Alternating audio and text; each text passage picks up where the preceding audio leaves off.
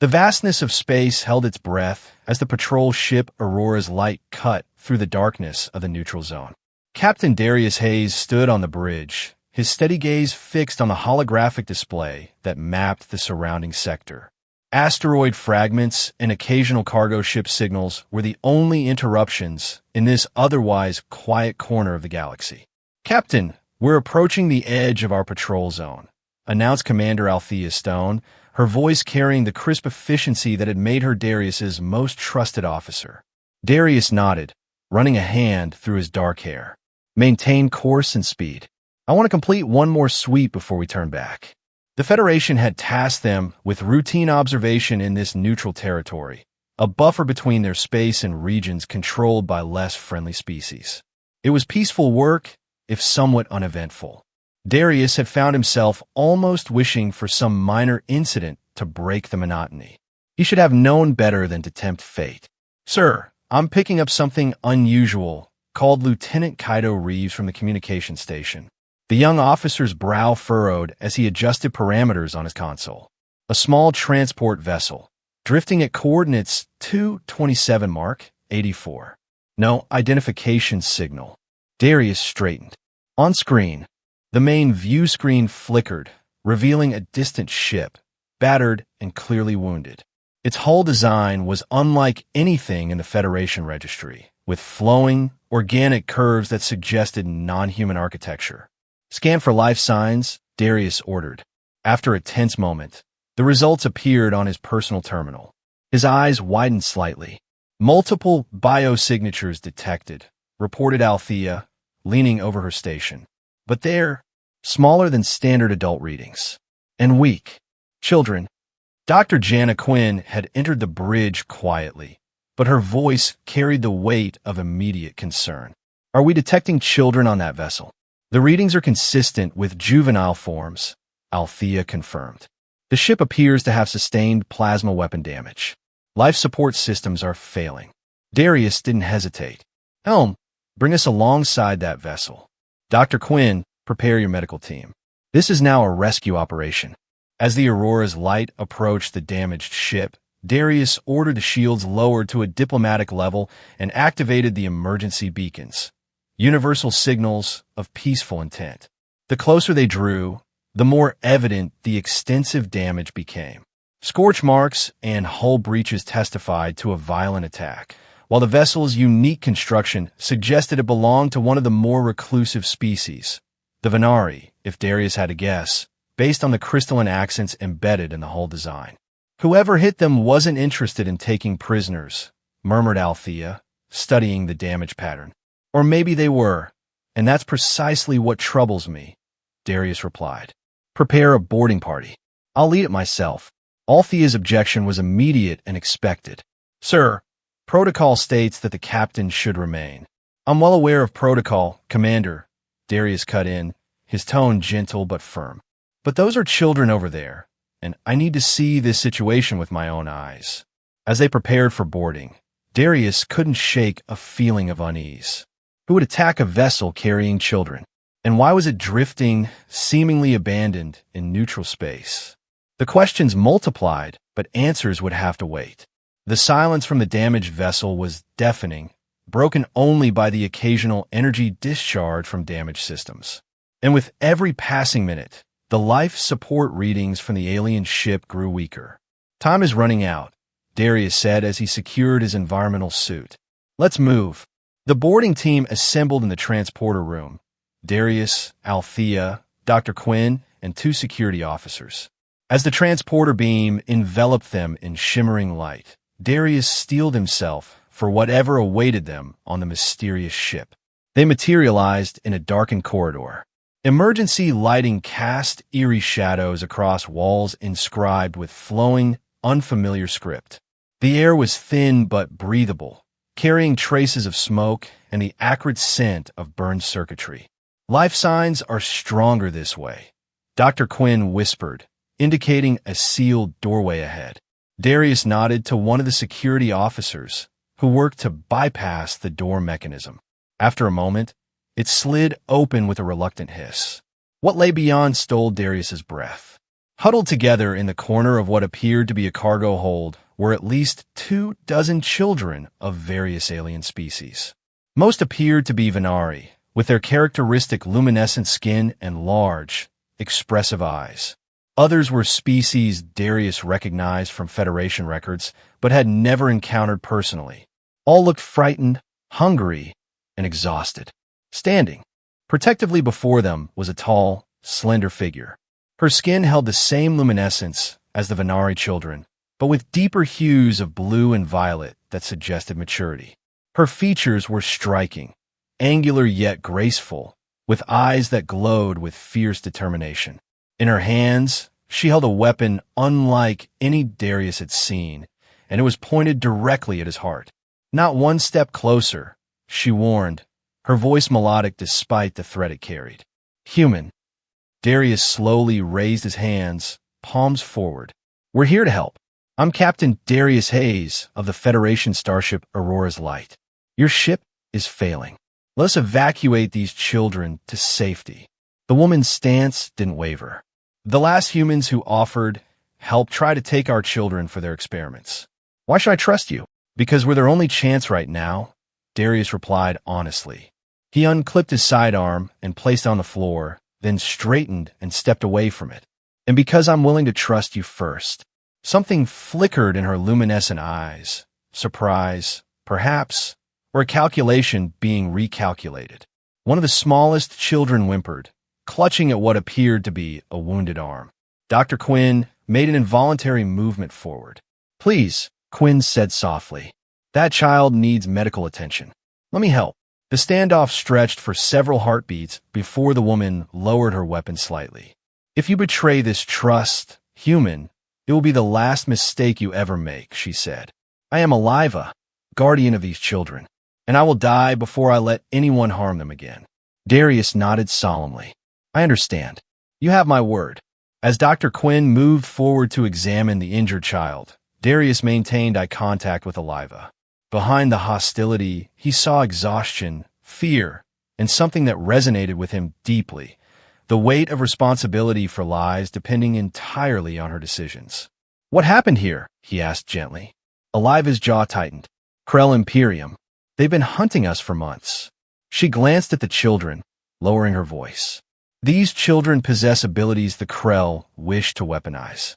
Empathic projection, sensory manipulation, gifts that should be nurtured, not exploited. When our colony refused to surrender them, the Krell eliminated it. I managed to evacuate only these few. Dr. Quinn looked up from treating the child. Captain, we need to get these children to the medical bay immediately. Several are showing signs of severe dehydration and trauma. Darius nodded. Althea, coordinate with the transporter room. I want all these children aboard the Aurora within the hour. As they began the evacuation process, Darius received an urgent communication from the ship. Lieutenant Reeves's voice came through his communicator, tense and formal. Captain, priority message from Federation Command. They're ordering us to disengage from the Venari vessel and proceed to Neutral Station 12. We're to hand over any refugees to station personnel. Darius frowned. On whose authority? Admiral Winters, sir. The message cites diplomatic protocols regarding the Krell Imperium. We're explicitly ordered not to provide grounds for a confrontation. A cold weight settled in Darius's stomach. Neutral Station 12 was understaffed and under-equipped, essentially a glorified waypoint. If the Krell were indeed hunting these children, the station would be unable to protect them. Moreover, he knew what diplomatic protocols meant. The Federation was unwilling to risk conflict with the Krell over a handful of refugee children. Aliva was watching him intently, having clearly overheard the communication. Her expression hardened, her grip tightening on her weapon. You see? No different after all, she said bitterly. You're wrong, Darius replied, meeting her gaze steadily. I haven't made my decision yet. Back aboard the Aurora's Light, the children were settled in the medical bay under Dr. Quinn's watchful care. Aliva refused to leave their side, her vigilance unwavering despite her own obvious exhaustion. Darius stood in his ready room, staring out at the stars and the damaged Venari vessel still tethered to his ship. Commander Althea had joined him, her posture rigid with concern. "You're considering disobeying direct orders," she stated flatly. Darius turned to face her. "I'm considering all options, Commander. But yes, that's one of them. Sir, with all due respect, that's court-martial territory. The Federation has protocols for situations like this. Protocols that would hand these children over to a station that couldn't possibly protect them from the Krell," Darius countered. "You saw them, Althea. You saw what they've already been through." Althea's expression softened slightly. "I did, but the Federation is trying to prevent a wider conflict. The Krell Imperium has been looking for any excuse to expand their territory. This could be the spark that ignites a war. Or it could be the moment we decide what the Federation truly stands for," Darius replied quietly. "What's the point of peace if it's built on sacrificing the innocent?" Before Althea could respond, Darius's communicator chimed. "Captain, to Medical Bay," came Dr. Quinn's voice. "You might want to see this." When Darius arrived, he found Quinn standing beside one of the older Venari children, a girl of perhaps 12 Earth years. Aliva sat nearby, her expression a mixture of pride and concern. "Show him, Ilera," Aliva encouraged gently. The girl nodded shyly, then raised her hands. Between her palms, a small orb of light formed, pulsing with soft colors that shifted in response to the emotions in the room. As Darius watched, fascinated, the orb expanded, creating a miniature projection of the stars outside, a perfect replica of the current stellar configurations. "Empathic projection," as Aliva mentioned, Quinn explained, voice hushed with wonder. "But it's more than that. It seems to interface with our ship's sensors somehow. Ilera can visualize data in ways our computers can't process." The child looked up at Darius, her large eyes solemn. "The bad ships are coming," she said simply, and the orb of light changed, showing 3 predatory vessels approaching from the direction of Krell space. Darius knelt to the child's level. "Thank you for showing me, Ilera. You're very brave." Rising, he turned to Aliva. For the first time, he saw something beyond wariness in her eyes, a flicker of hope. "You still have time to follow your orders, Captain," she said quietly. "Save yourself and your crew. We've survived this long." Darius shook his head. "You wouldn't survive the Krell again, not in your condition." He held her gaze. "And I couldn't live with myself if I abandoned you." Something passed between them in that moment, a recognition, perhaps, of kindred spirits bound by duty and compassion. Back on the bridge, Darius made his decision. "Lieutenant Reeves, plot a course away from this sector. Maximum warp." Althea stared at him. "Sir, we're not delivering these children to Neutral Station 12, Darius stated firmly. "Send a message to Admiral Winters informing him that communication difficulties prevented us from receiving his orders in time, and we were forced to evacuate the refugees due to imminent danger." "That won't hold up in a court-martial," Althea warned. Darius nodded grimly. "I know, but it might buy us enough time to find these children's sanctuary somewhere beyond Krell reach." The Aurora's light disengaged from the damaged Venari vessel and leapt to warp, stars streaking past on the view screen. For now, they had escaped, but Darius knew the Krell would not give up so easily. Nor would the Federation overlook his insubordination. He had just made himself a fugitive from both sides.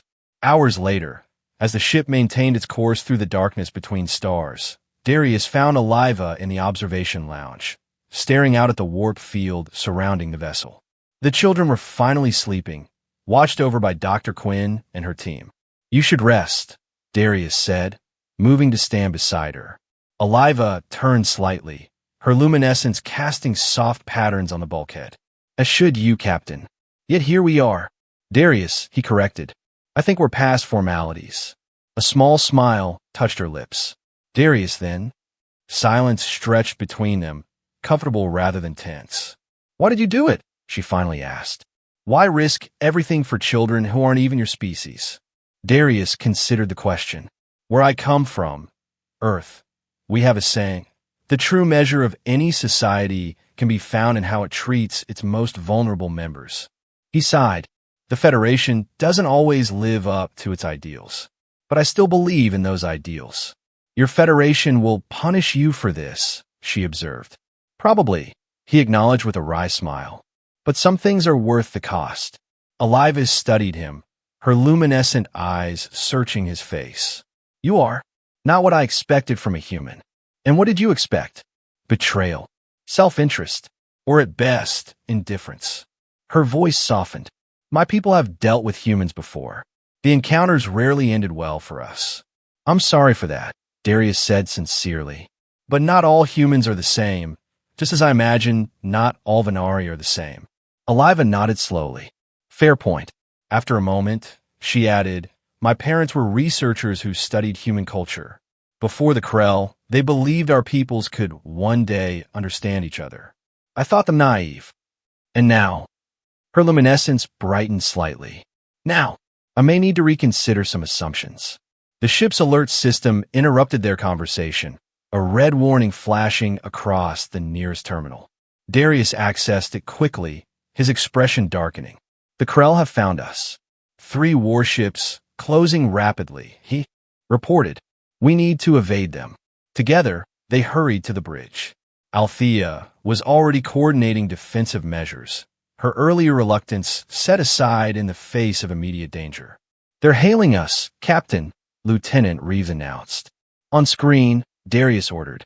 The view screen flickered to life, revealing the harsh features of a Krell commander. Scaled skin, reptilian eyes, and mandibles that clicked with barely contained aggression. Federation vessel, the Krell growled. You have taken possession of property claimed by the Krell Imperium. Return it immediately or be destroyed. Beside Darius, Eliva tensed visibly. He placed a reassuring hand on her shoulder before addressing the Krell. This ship carries civilian refugees, including children, he stated firmly. Under interstellar law, they cannot be classified as property. We're transporting them to safety. The Krell commander's mandibles flared in anger. Your Federation has acknowledged Krell's sovereignty in this matter. Comply, or face the consequences of your interference. The transmission cut abruptly. Moments later, the first volley of Krell weapons fire rocked the ship. Shields holding at 82%, reported the tactical officer. They're targeting our propulsion systems. Evasive maneuvers, Darius ordered. Head for the Taurali Nebula. We might lose them in the radiation interference. As the Aurora's light banked sharply, fleeing toward the distant cloud of cosmic dust, Eliva pulled Darius aside. The children can help, she said urgently. Their collective abilities might confuse the Krell sensors long enough for us to escape. Darius hesitated. It could put them at risk. They're already at risk, Eliva countered. And they want to help. This is why the Krell hunt them. They fear what these gifts might accomplish when used in unity. After a moment's consideration, Darius nodded. Coordinate with them. But no child is to push beyond safe limits. Dr. Quinn will monitor them. While the ship continued its desperate flight, several of the Venari children gathered in the medical bay. Under Eliva's guidance, they formed a circle, hands linked. Their luminescence synchronized, pulsing in a rhythm that somehow matched the ship's vibrations. Dr. Quinn watched in amazement as monitoring equipment began registering unusual energy patterns. What exactly are they doing? She asked Eliva. Creating a perceptual blind spot, Eliva explained. The Krell will still detect a ship, but its characteristics will seem inconsistent, like trying to focus on something through distorted glass. Outside, the Aurora's light plunged into the nebula's outer reaches, gas and dust particles swirling against the shields. Behind them, the Krell vessels hesitated, their targeting systems struggling to maintain a lock. For a moment, it seemed the plan might work. Then alarms blared throughout the ship. Captain, Althea called from her station. Internal sensors detecting unauthorized access to communication systems. Someone's transmitting our coordinates to the Krell. Darius's mind raced. Locate the source. Deck 4, Section 12. Althea's voice faltered. Sir, it's coming from Lieutenant Reeves's quarters. The revelation struck like a physical blow. Reeves, his communications officer, a man who had served under him for over 2 years. Security to Deck 4, Darius ordered. Detain Lieutenant Reeves immediately. But it was too late.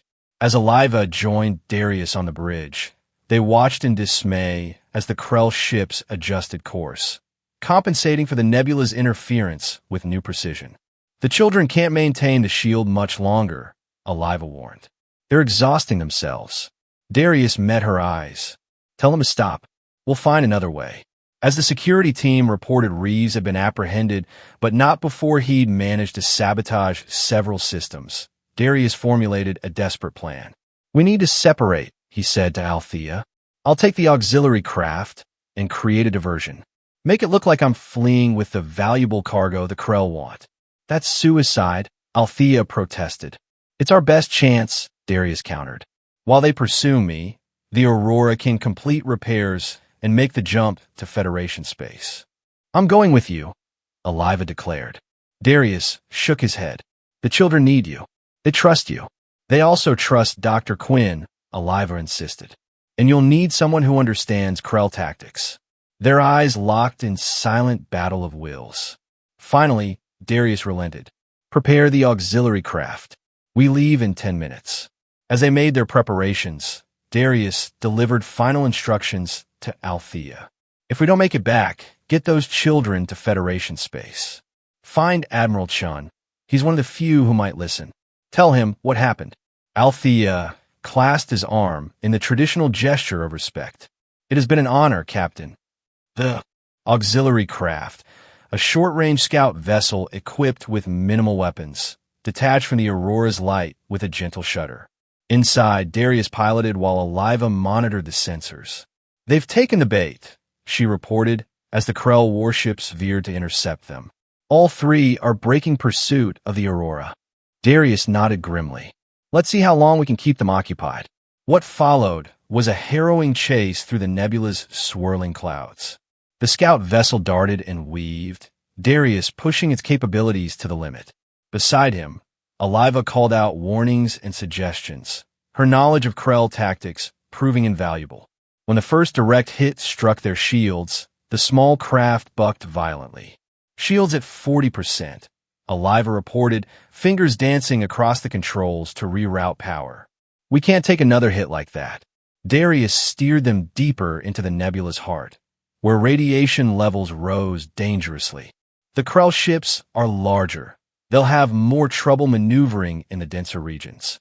For a time, the strategy worked. The pursuing warships fell behind, their massive forms struggling against the nebula's currents. But the respite was brief. As Darius navigated around a particularly dense cluster of gas, two Krell ships appeared directly ahead, having circled to cut them off. They've anticipated us, Aliva said, tension evident in her voice. Darius's mind raced. There. He pointed to a narrow gap between two swirling vortices. If we can thread through there. The vessel lurched as Krell weapons fire found its mark. Alarms screamed as systems failed across the board. Shields critical. Propulsion failing. Aliva called over the noise. Darius fought the controls, trying to maintain course toward the gap, but the craft was responding sluggishly. We're not going to make it. In that moment, as death seemed certain, he felt Aliva's hand close over his. Whatever happens, she said, her luminescence glowing despite the danger. I am glad to have known you, Darius Hayes. He turned to her, struck by the beauty of her determination even now. And you, Aliva. As the Krell ships closed in for the killing shot, the space around them suddenly lit up with weapons fire. Not directed at them, but at the Krell. The Aurora, Aliva exclaimed in disbelief. Indeed, the Federation vessel had returned, diving into the confrontation with all weapons blazing. Under Althea's command, it executed a precision attack that scattered the surprised Krell ships. They've opened a channel, Aliva reported, relief evident in her voice. Commander Althea's face appeared on their view screen.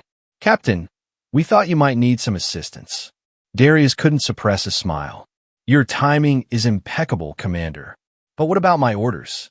With all due respect, sir, I believed your judgment was compromised by excessive self-sacrifice, Althea replied. the hint of a smile touching her usually stern features. "The children insisted we couldn't leave you behind." As she spoke, the damaged scout vessel was enveloped in a tractor beam, drawn toward the Aurora's shuttle bay. "What about the Krell?" Darius asked urgently.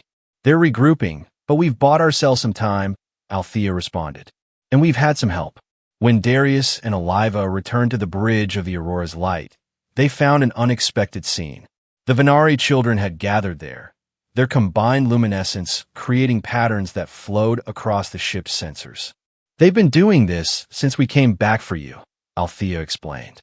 "Somehow, they're disrupting the Krell targeting systems just enough to give us an edge."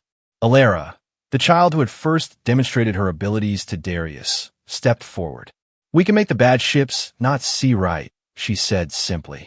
"But not for long." Darius knelt before her. "You've all been very brave. Now I need you to go with Dr. Quinn and rest. We'll handle the rest." As the children were led away, leaving only Alara and the older ones supporting the sensory disruption, Darius turned to his crew. "We have one chance. Set course for the Federation border. Maximum warp as soon as we clear the nebula." The Aurora's light burst from the nebula's edge, immediately jumping to warp speed. Behind them, the Krell ships gave chase, but with the children's continued assistance, their weapons couldn't establish a reliable lock. In a final, desperate gambit, the Aurora pushed its engines beyond safety limits, gaining just enough distance to cross into Federation space before the pursuing Krell could intercept them. As they passed the border marker buoys, the Krell vessels abruptly fell back. Violating Federation territory would constitute an act of war, a step even the Krell Imperium wasn't yet prepared to take.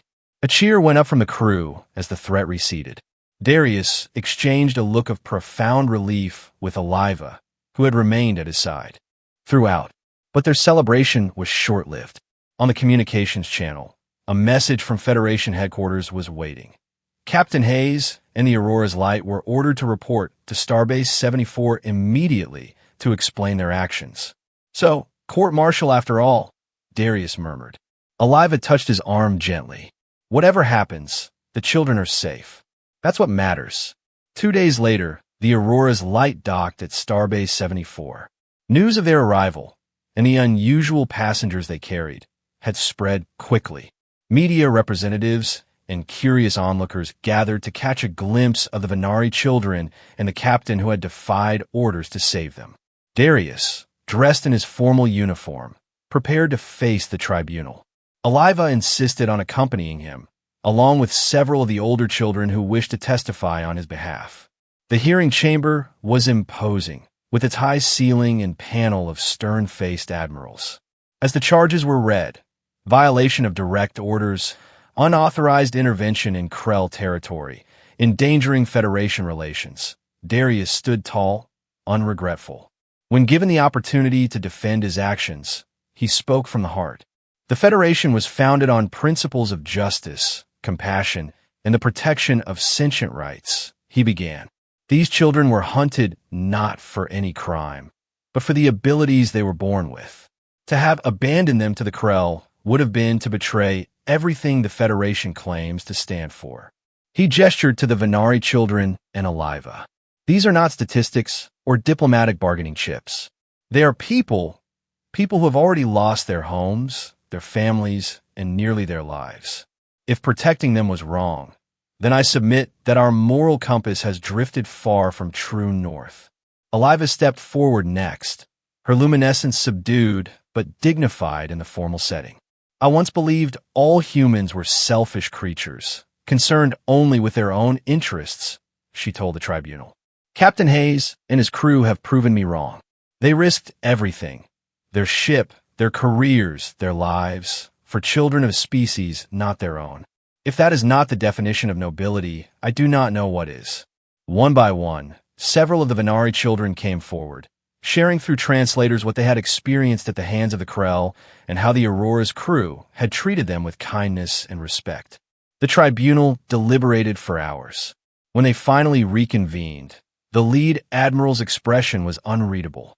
"Captain Darius Hayes, this tribunal has considered the evidence presented including testimony from the refugees and your crew," she began.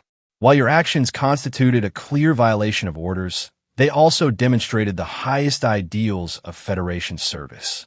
She paused, glancing at her colleagues before continuing. "It is the finding of this tribunal that, while formal censure will be noted in your record, no further punitive action will be taken.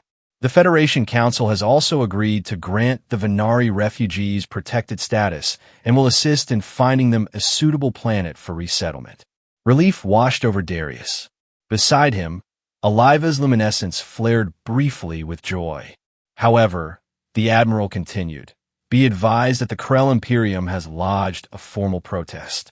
While we do not anticipate immediate hostilities, diplomatic tensions have increased significantly." Darius nodded solemnly. "I understand, Admiral, and I accept full responsibility."